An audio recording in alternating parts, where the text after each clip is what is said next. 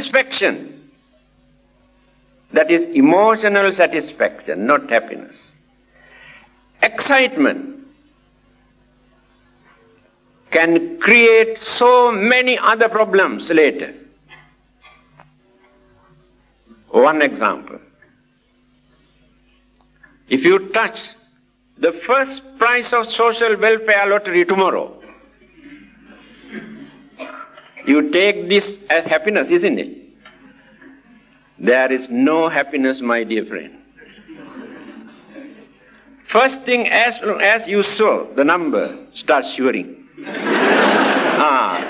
See, wonderful happiness? Shivering.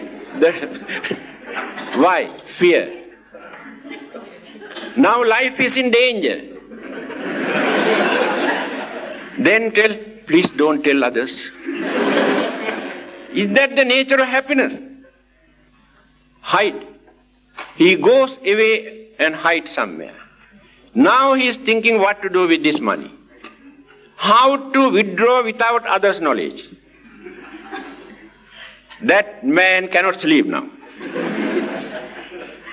Assume he could manage to gain the whole amount without facing many problems. You cannot understand what sort of problem he has to face. Worries and fear and insecurity and tension, uncertainty, that is not happiness. That is called pleasure. Happiness is entirely a different thing. When there is no fear in our mind, we experience happiness. When there is no suspicion about our life, happiness is there. When we have no crazy attitude toward many things, contentment is there. That is called happiness. So those devas, having seen the uncertainty, impermanency, unsatisfactoriness of this fleeting nature of pleasure, calmed their senses. Complete contentment they experience in their life. That is called happiness. But their happiness also impermanent, because they have not eradicated their ignorance, illusions, degree, although they have curtailed certain degree of their craving, still remain in the mind. At any moment, this craving, under certain circumstances, can flare up. So what happened to these two? When they came down and settled down here, not settled down, just for curiosity's sake, they wanted to see what it is. Then they experienced very tempting aroma. The cream of the earth, better than durian ice creams to them. So what they did, and tasted a little bit, wonderful taste. Then they developed their craving. After eating this, the hidden craving flare up. Because of this craving, they have lost their so-called miraculous power. They could not go back. They tried and tried, could not go back. Later, all the other defilements, mental impurities also started to develop because of this craving. Then jealousy, anger, grudge, enmity, and all the other evil forces. Because all the other evil forces appear in our mind because of our craving. If there is no craving, fear never appears in our mind. Enmity or jealousy never appear in our mind if there is no craving. They have lost their original identity. Later, because of these mental impurities in their mind, they were crazy for pleasure. Then, naturally, male and female organs also originated. They were free from sex. After that, they started to produce. That is the story given in Agganya Sutta in the Buddha's teaching. But research scholars, very highly intellectuals, after studying this story, says, what these Buddhist scholars have done, by taking the Buddha's teaching, they have narrated, illustrated a story, mythological story, for people to understand how this life was originated. I'll tell you later what it is. Now let us come back to Adam and Eve to see whether there is any difference between these two and Adam and Eve. That story also tells us God created Adam and Eve to live forever, and later the devil appeared and influenced them, created temptation, that is craving, for them to eat that forbidden fruits. I cannot understand why he created this forbidden fruit. Today we are suffering because of that apple.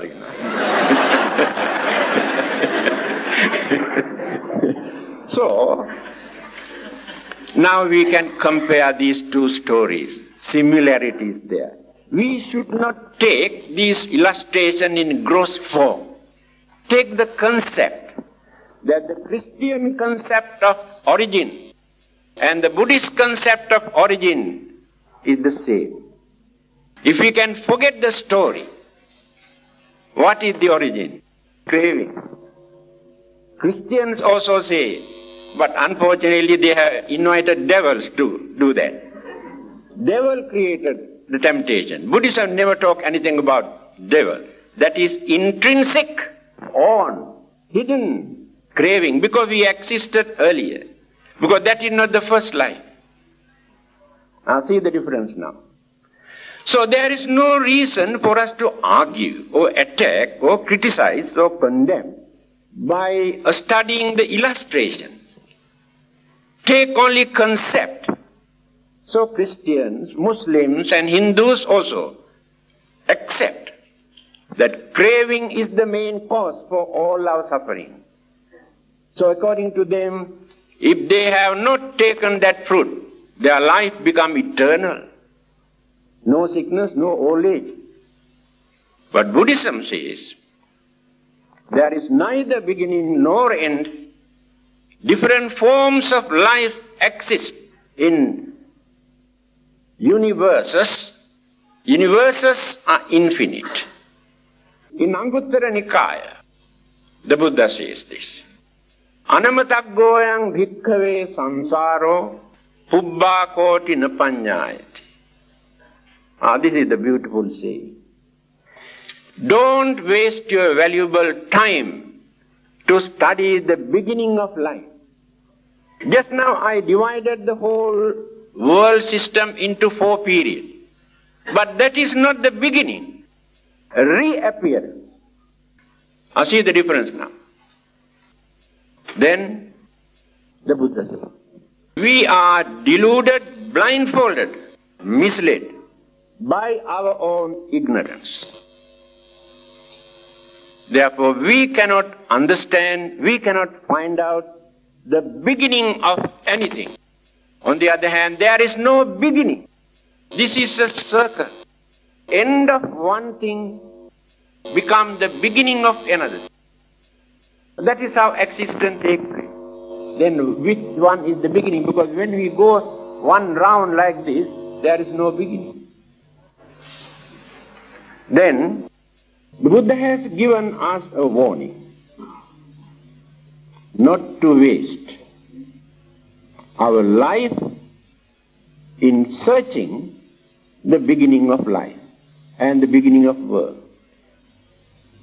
After spending our whole life, we stop somewhere thinking this is the beginning, just to tell others that is the beginning. What do we gain by creating that imagination? What is the purpose of our life? Do you think that knowledge can contribute anything for us to see the end of our suffering? To see the end of our sicknesses and worries and problems? To see the end of our death and miseries? Never. Then why do we want to know about all these things? For nothing. So in future, we should not argue regarding these things. Then, life. Life, this is not a life. This body is not our life. This is only a structure, a frame. Life is an energy, and this is the house for that life to exist for a short period. Many others interpret this as Atma, or soul, or spirit, or self. So whatever words they use. From the Buddhist point of view, there is no such permanent entity that which can settle down anywhere in any part of the universe. This definitely creates some sort of disappointment in your mind. Why? Because of that craving for existence, what I mentioned earlier. You need something that is called craving. So as long as you maintain this craving, you cannot get rid of your suffering. You cannot get rid of your unsatisfactoriness of your existence. Otherwise, this can become a dream. Now, another discovery. Theory of evolution. Charles Darwin. We think that he has discovered the beginning of our life. It is a scientific theory. Buddhism can agree with this. But Charles Darwin's discovery is only one-way traffic. Buddhism is not one-way traffic. Now you can see the difference again. He has discovered the evolution, how changes or the formation have taken place from that amoeba which originated in the water and up to this level. He is right. We cannot say he is wrong. Of course, those who believe that God created this human life in His image rejected theory of evolution for many years. They had a losing battle for long time. In the end, what they did, they twisted and changed the period.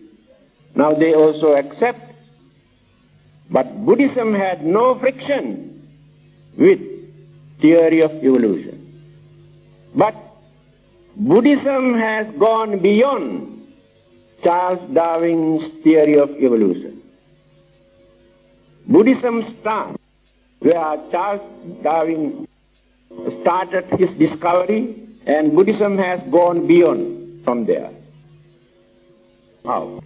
He says one cell, life, amoeba, was originated in the water, then went on developing, evolving, changing. Today we stand as human beings. This is not a new discovery. Indian philosophers have discovered few thousand years before Charles Darwin. They have given wonderful interpretation in this way. It is written in Sanskrit. Matsya kurmo varahascha nrasingho cha vamana ramascha sa Krishna Bauddha Kalki.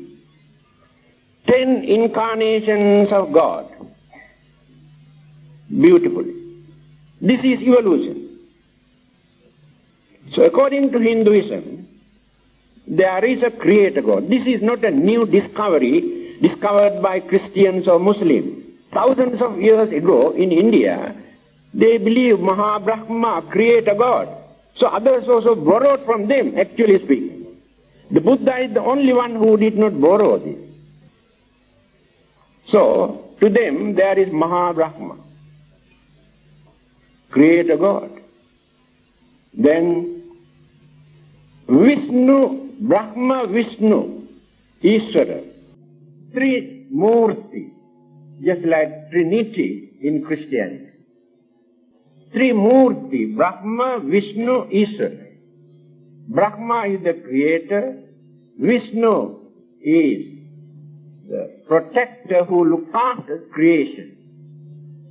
Then Ishvara, the one day when he gets angry, he burns everything. People are scared of Ishvara. 3 gods. Then they say, God appears on this earth from time to time by taking different forms. That is called Incarnation. First time after the appearance of this earth, God appeared as Matsya, a fish. Now see what Charles Darwin said. First time God appeared as a fish in the water. That is the first life.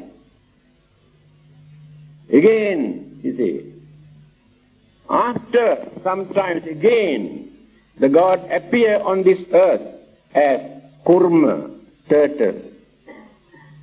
Turtles can live in the water as well as on the earth. That is the evolution, development of that life which was originated in the water. Then they say, Varaha, the 3rd time God appeared in this world as a pig, 4-legged animal who live on this earth. So animal life was originated.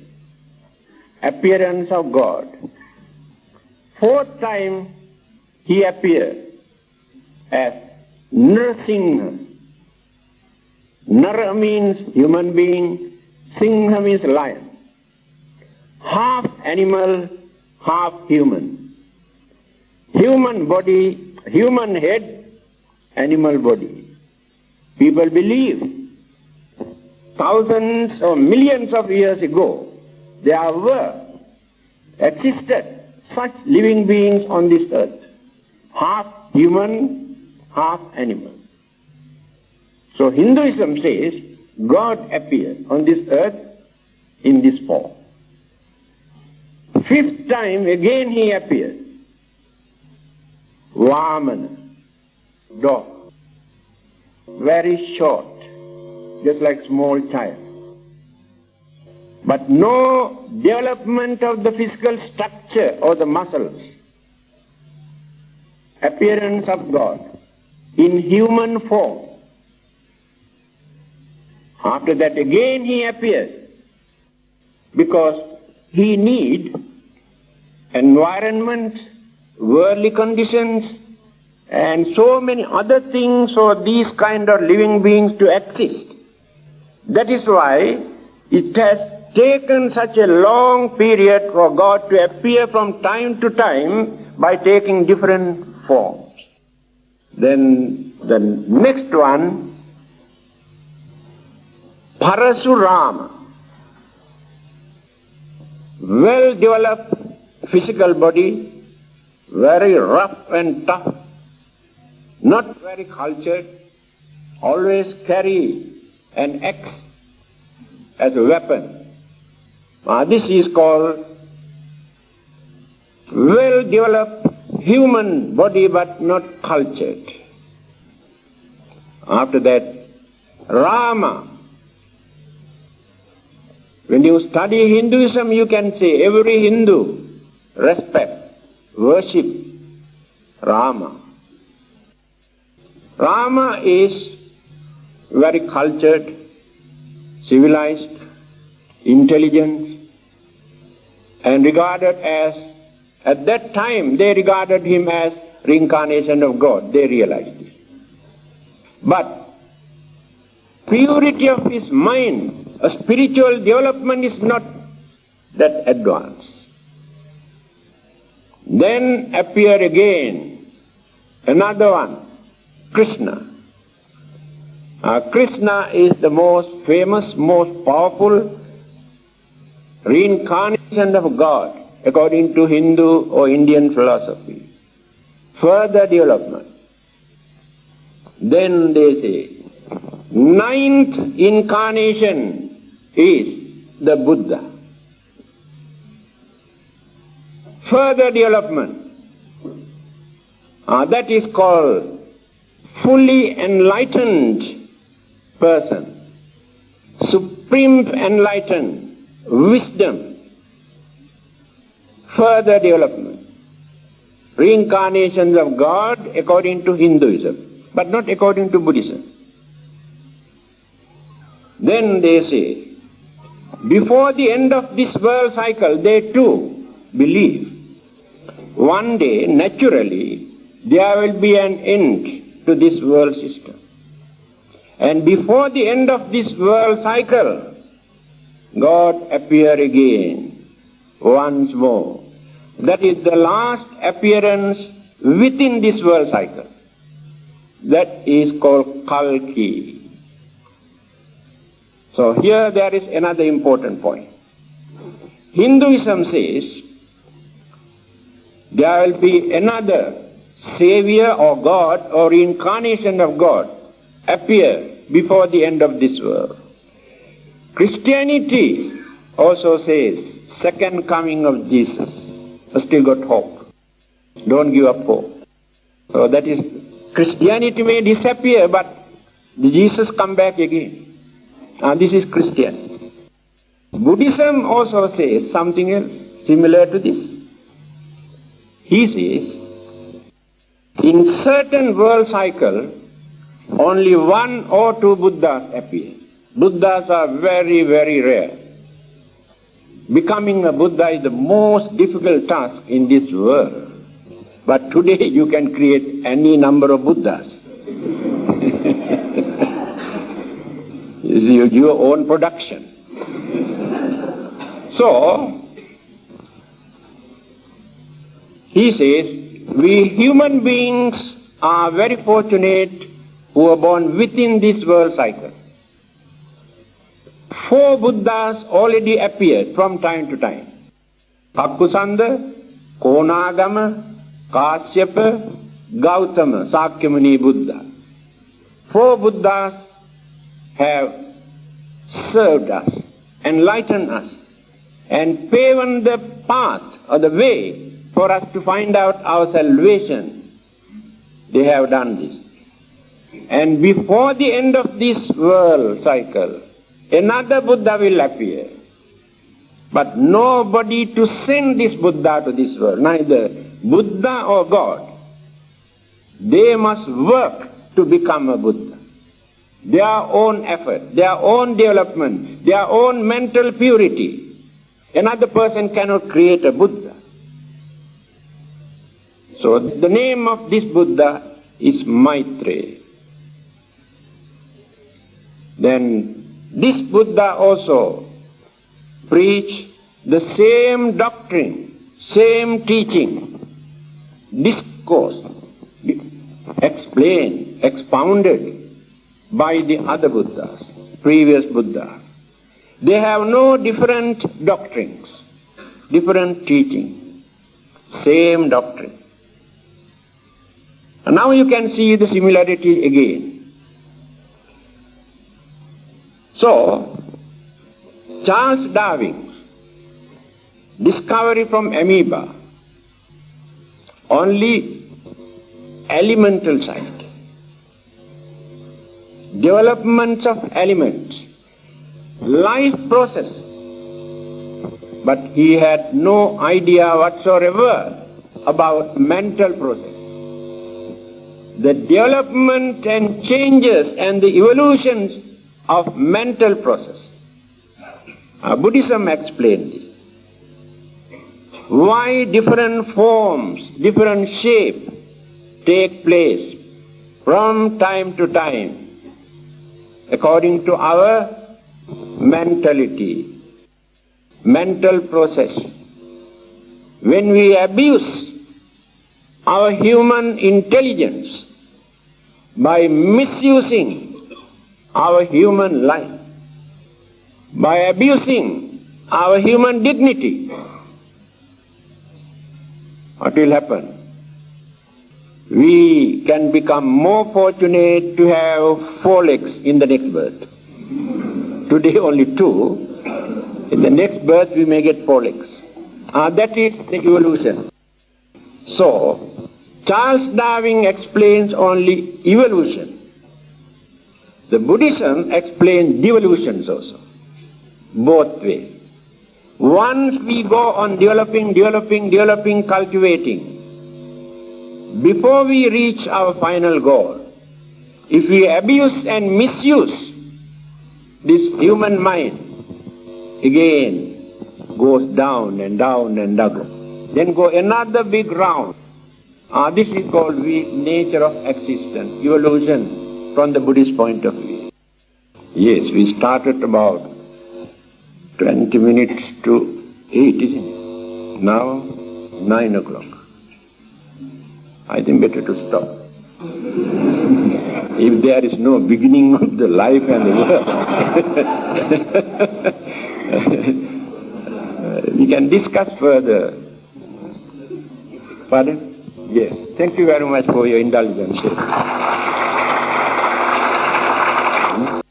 Avidya patya sankhara, sankhara patya vijnanam, vijnana patya namarupam. 12 links. The development of human life started from the consciousness. When we die, just now I told you we have 4 mental faculties.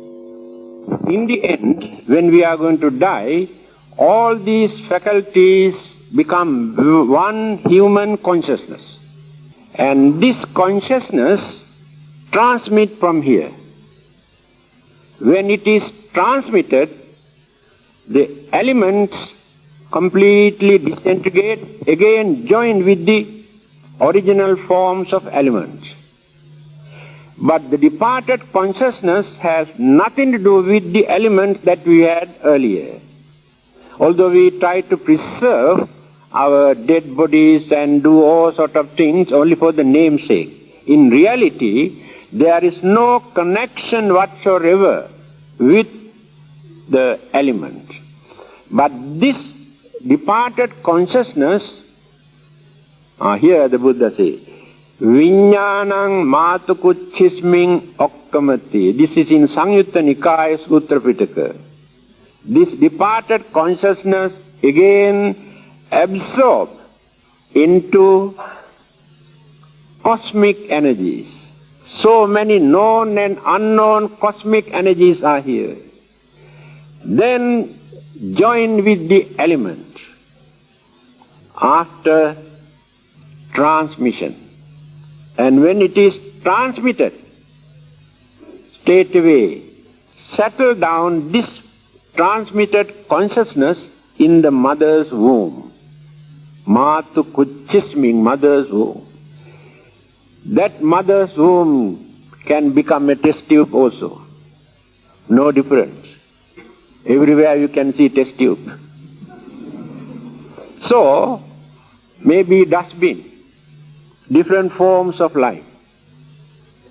According to the mental attitude, A man who led his life as an animal by abusing human intelligence, no chance of getting back another human form because he abused. So the formation takes place according to his mentality. Then development takes place gradually. And the ingredients, potential, all the energies are there in infancy stage at the beginning. Then, according to the mental habits, mental tendencies, how we have developed our life during our previous birth, same intelligence, same talents, abilities, skill, knowledge, understanding, very easily we can continue in the next birth. This is called mental tendencies. So now you can see in one family there are 5 children. One child is very intelligent, another child is stupid, another child is pretty, another one is very ugly, another one of them is very hot-tempered, another one is very sweet-tempered, another one is very stingy, another one is very generous. Who taught them? Who taught them to be like this from their childhood? Neither father nor mother. Can you say God created like this? I don't believe.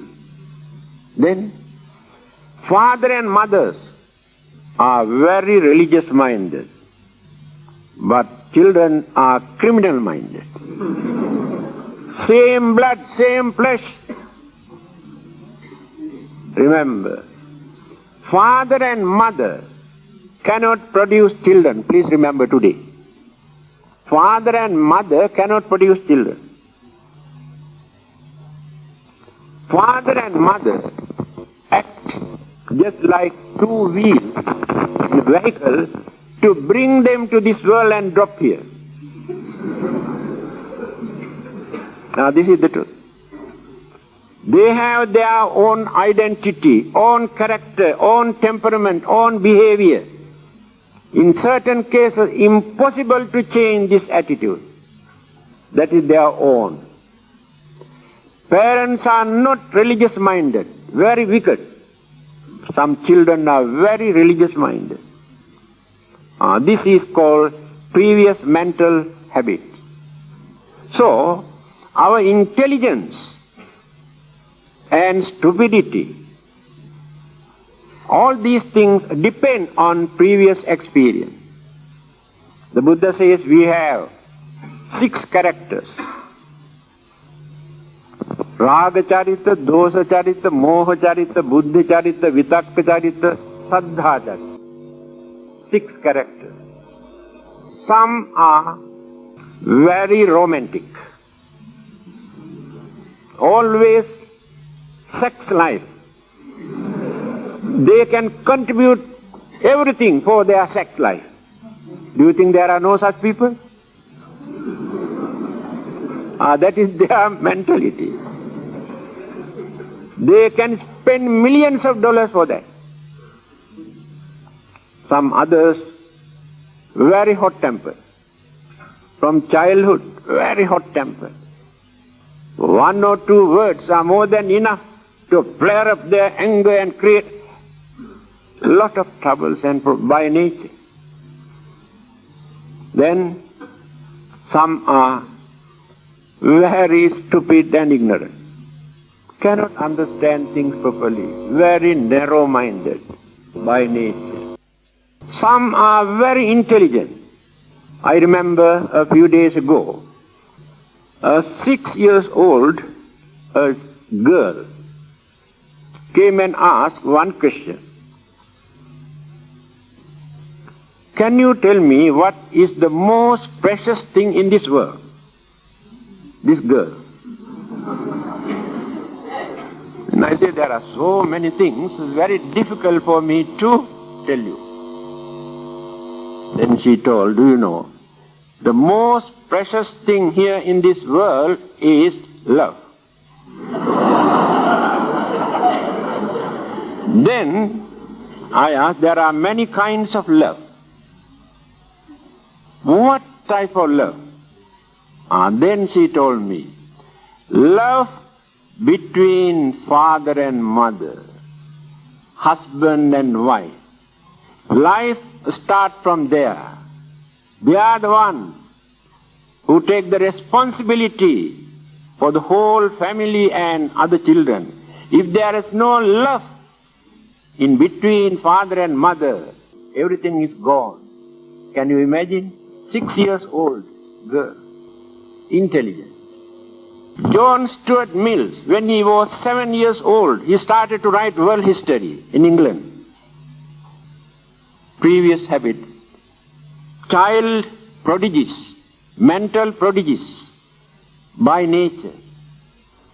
So, people can discover many more things in time to come. Scientific discovery, that is what the Buddha says. You should not surrender yourself even to your own karma. To me, actually it makes no difference. If anyone say what to do, this is our karma, we had to face them. And some others say what to do, this is will of God. Both are in the same boat. No difference. But the Buddha says, if you use your intelligence, your effort, your knowledge, you can topple your own karma that you have committed. That means you know how to develop your way of life to avoid the effect of certain bad deeds that you have committed. But not by worshipping or praying or offering or reciting anything, but by behaving wisely. Use your full effort and intelligence. See what sort of credit the Buddha has given to human intelligence. So this intelligence is remarkable. At the moment, our knowledge about so many things in this world is very, very limited. Our senses are very limited. Our mind is understanding capacity is limited. But when we completely eradicate illusions, ignorance and defilements from the mind, this is called spiritual development. The main purpose of a religion is for that, not for anything else. To cleanse the mind from all the dirts, all the defilement, mental impurities. If you cannot do this, religion is useless. So now you can understand why some people are very intelligent to discover so many things because of their previous habits, development of their mind. Yes. Can you kindly share There is no problem. I think you can challenge. You better try to become a Buddha and break all the records. There is nobody to stop this.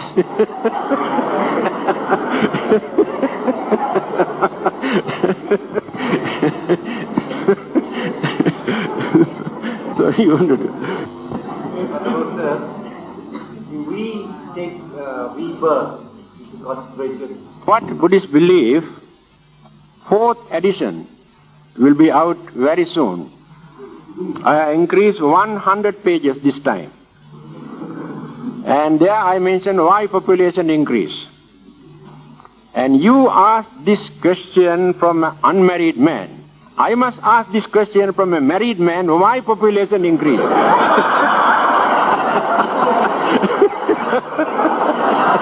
And who is responsible for that?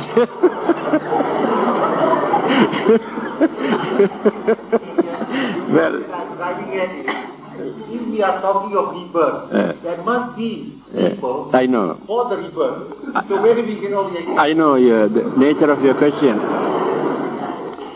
This is the limited knowledge in our mind regarding this universe and world system.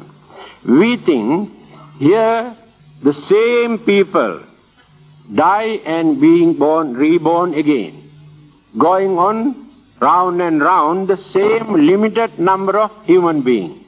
Today, very soon there will be 5,000 millions. Very soon, not yet completed. Very soon, 5,000 millions. And you believe these 5,000 million going round and round like merry-go-round. It is not like this. Just now I mentioned in the Buddha's teaching, he mentioned only 10,000 world cycle where living beings exist. And one day, when he was walking along the sea beach, not sea beach, a river, no sea around that area where the Buddha lived. He has taken so much of sand into his hand and showed to his disciples. Now you can understand the limited sand in my hand. And the amount of sand remained along the bank of the river. Yes. And the knowledge that we have about the world system is only this much. And unknown ones is just like the sands along the sea beach. This is called the nature of the Buddha's enlightenment. He is called Loka Vidu. Knower of the world means he can understand the endless, infinite world cycle and universes which others could not understand. So, living beings appear in this world. This is the important answer to this question. When the situation, the favorable condition, medical facilities, food, environment, when all these things are favorable, more and more life exists in that particular planet. If these facilities are not available here, they exist somewhere else, in another planet. So today, population increased because of the medical facilities. Those days when disaster, volcanic eruption, flood, fire, epidemic, thousands, millions of people died. But today, within few hours, few days, government can arrest all these things by using modern equipment, modern facilities and medical facilities. That is the main reason why population increase. Religion has nothing to do with it. Religion cannot produce people.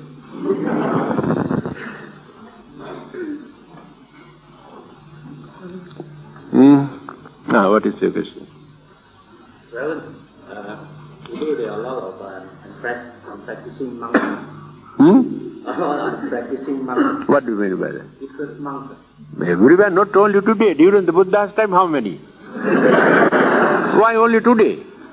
Those monks who were staying in the same monastery with the Buddha, all sort of dirty things that they have done, if you read Vinaya Pitaka, you can understand. These monks are better than those monks,